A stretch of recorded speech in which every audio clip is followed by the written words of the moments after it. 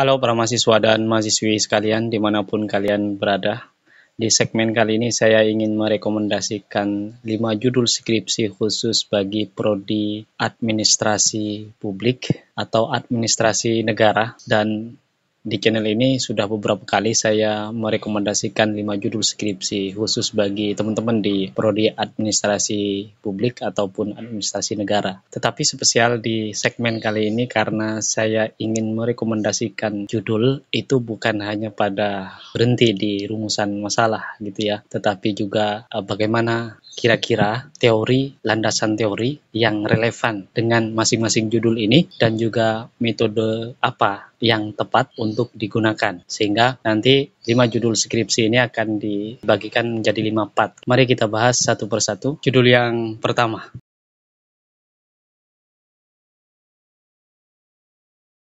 penyelenggaraan Good Village Governance melalui implementasi standar operasional prosedur (SOP) pelayanan publik di Desa X. Ini desanya bisa dipilih oleh teman-teman sekalian di mana lokasi yang dekat, yang mudah diakses, dan representatif untuk dijadikan sebagai lokasi penelitian atau sesuai dengan masalah judul ini gitu ya. Oke, saya bahas dulu tentang permasalahan yang kira-kira nanti bisa dituliskan di dalam proposal, terutama di bagian latar belakang, tentang Good Village Governance. Good Village Governance, bahasa kita sehari-harinya adalah penyelenggaraan atau pengelolaan pemerintahan yang baik. Ini disesuaikan dengan paradigma birokrasi yang terbaru sebagai pelayan publik. Oleh karena itu, dalam menyelenggarakan pemerintahan harus sesuai dengan paradigma penyelenggaraan pemerintahan modern dan juga sesuai dengan undang-undang yang berlaku di Indonesia. Salah satunya, dalam menyelenggarakan pemerintahan harus ada standar bagaimana kita memberikan pelayanan publik yang maksimal. Salah satunya standar operasional prosedur, itu yang kita angkat di sini sebagai judul. Contohnya kalau di tingkat desa, biasanya standar operasional prosedur itu dipampang ya di banner gitu misalnya. Kalau kita mau mengurus administrasi sebagai warga di satu desa itu, maka di situ biasanya ada alurnya. Biasanya kan gitu.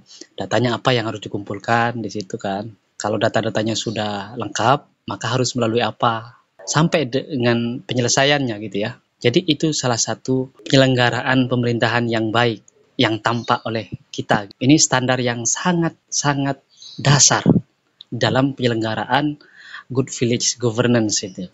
Di sini pada judul ini penting untuk kita mengetahui ya yang paling dasar, bagaimana penyelenggaraan Good Village Governance melalui implementasi standar operasional prosedur pelayanan publik di desa. Dari sini mari kita susun rumusan masalahnya. Rumusan masalah yang pertama, bagaimana implementasi standar operasional prosedur (SOP) pelayanan publik di desa X. Kemudian yang kedua, apakah implementasi standar operasional prosedur (SOP) di desa X mendukung, ya ingat ini sebagai kata kunci dari judul itu, mendukung terhadap upaya Good Village Governance. Oke, saya jelaskan teorinya bagaimana.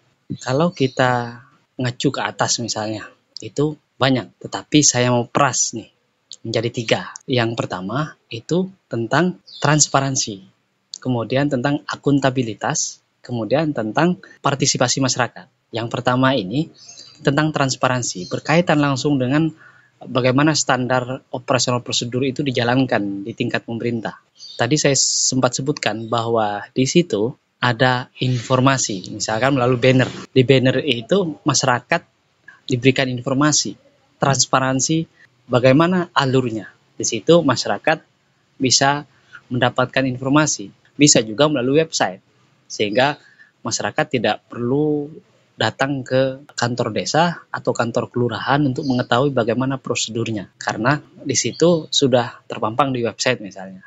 Masyarakat tinggal datang saja. Disitulah salah satu kegunaan dari bagaimana kita menjelaskan tentang transparansi informasi itulah. Itu yang pertama. Kemudian yang kedua tentang akuntabilitas. Akuntabilitas itu adalah tanggung jawab publik ya, sederhananya. Tanggung jawab pemerintah terhadap penyelenggaraan tata kelola pemerintahan. Bentuk salah satu tanggung jawab itu dengan memberikan pelayanan kepada masyarakat melalui apa? Administrasi yang jelas, yang transparan seperti yang saya katakan tadi. Tentu saja juga dalam penyelenggaraannya biasanya pemerintah itu mengartikan kita itu mengartikan akuntabilitas itu dengan bentuk pertanggungjawaban melalui pelaporan, misalkan pelaporan keuangan, pelaporan kinerjanya seperti apa dan seterusnya. Tetapi ini juga bagian dari akuntabilitas itu. Pertanggungjawaban kita kepada masyarakat untuk mempermudah untuk mempermudah pelayanan publik. Nah, nanti kita juga harus tahu bagaimana penyelenggaraannya itu dilihat dari akuntabilitasnya. Apakah mempermudah masyarakat dalam mengakses layanan atau bagaimana? Kemudian partisipasi. Misalnya contohnya masyarakat mengikuti prosedur. Kan itu partisipasi secara langsung yang kasat mata gitu ya. Jadi partisipasi itu jangan hanya dimaknai ketika pemerintah membuat satu kebijakan lalu melakukan implementasi, misalkan kebijakan kerja dalam bidang ekonomi, kemudian masyarakat ikut berpartisipasi, jangan hanya itu memang iya. Tetapi partisipasi itu juga bagaimana masyarakat itu ikut andil menjalankan apa yang seharusnya dilakukan dalam memberikan pelayanan publik. Itu juga partisipasi. Dari sini kita lihat kira-kira metode apa yang tepat. Nah, saya sarankan teman-teman untuk menggunakan metode kualitatif. Ini akan jauh lebih mudah. Metode kualitatif itu seperti yang kita tahu 3 sumber datanya. Sumber data yang pertama wawancara, observasi, kemudian dokumentasi. Dokumen-dokumen itu macam-macam, nanti saya jelaskan. Oke, satu-satu. Yang pertama dulu, yaitu tentang wawancara. Nanti teman-teman wawancara dengan aparatur desa yang bertugas mengimplementasikan standar operasional prosedur itu. Pastikan di situ ada job desk-nya, siapa dan siapa. Kemudian juga wawancaralah masyarakat yang mengurus administrasi ke sana. Nanti teman-teman juga akan tahu bagaimana masyarakat sebagai orang yang dilayani itu memberikan pendapatnya. Kemudian observasi bagaimana pelayanannya gitu. Jadi dari wawancara kemudian ke tingkat implementasinya yang dapat diamati oleh teman-teman. Kemudian yang ketiga itu dokumentasi. Dokumentasi itu kita mencari dokumen-dokumen, buku-buku dari jurnal, laporan-laporan penelitian, dari dokumen-dokumen di pemerintah desa yang kita wawancarai itu yang berkaitan dengan topik yang kita teliti, yang berkaitan dengan judul ini. Itu untuk judul yang pertama.